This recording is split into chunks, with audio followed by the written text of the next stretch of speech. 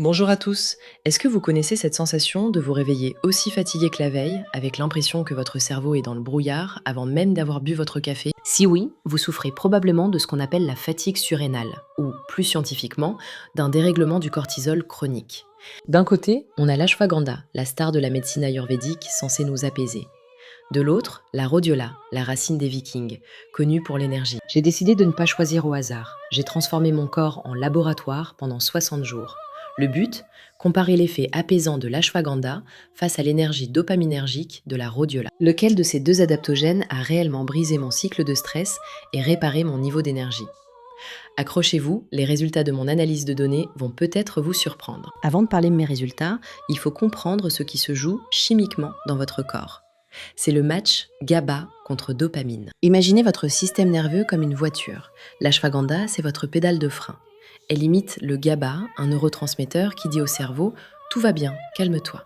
Son rôle est de faire baisser le cortisol, cette hormone du stress qui, quand elle est trop haute, vous empêche de dormir et vous rend anxieux. La rhodiola, elle, agit différemment. C'est un modulateur. Elle travaille sur la dopamine et la sérotonine. Elle ne vous endort pas, elle optimise votre carburant. Elle est censée augmenter la résistance au stress sans vous assommer. Alors, frein ou optimisation moteur?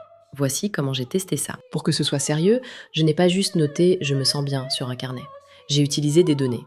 Pendant 60 jours, j'ai suivi 2 indicateurs clés. Premièrement, ma vigilance matinale. Deuxièmement, ma VFC, la variabilité de la fréquence cardiaque. C'est le marqueur qui mesure si votre système nerveux est en mode survie ou récupération. Voici ce qu'il s'est passé avec l'ashwagandha. Je l'ai prise le soir. L'effet sur le cortisol a été radical. Dès la première semaine, ma VFC nocturne a augmenté. Concrètement, je dormais plus profondément. Le hamster qui court dans ma tête le soir s'est arrêté. Si votre problème est l'anxiété, l'ashwagandha est incroyable. Mais est-ce qu'elle a réglé ma fatigue matinale? Pas tout à fait. J'étais plus calme, oui, mais je manquais encore de drive, d'envie d'attaquer la journée. C'est là que la rhodiola entre en scène. Je l'ai prise le matin. Contrairement à l'ashwagandha, je n'ai pas senti d'effet sédatif. Au bout de 10 jours, ma concentration a changé. La rhodiola agit sur la dopamine. J'ai retrouvé cette clarté mentale, cette envie de faire des choses.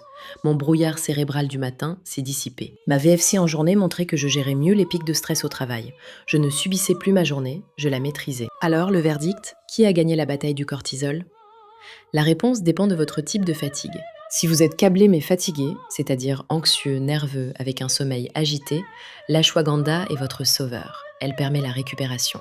Mais si vous êtes en mode burn-out, éteint, sans motivation, avec une fatigue lourde dès le matin, c'est la rhodiola qu'il vous faut.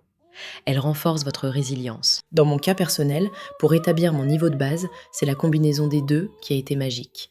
Mais la rhodiola a été la vraie clé pour relancer la machine le matin. N'oubliez pas, je suis une blogueuse passionnée, pas médecin. Demandez toujours l'avis d'un professionnel de santé avant de vous lancer. Et vous êtes plutôt team stressé ou team épuisé? Dites-le moi en commentaire. Abonnez-vous et prenez soin de vos surrénales. À très vite.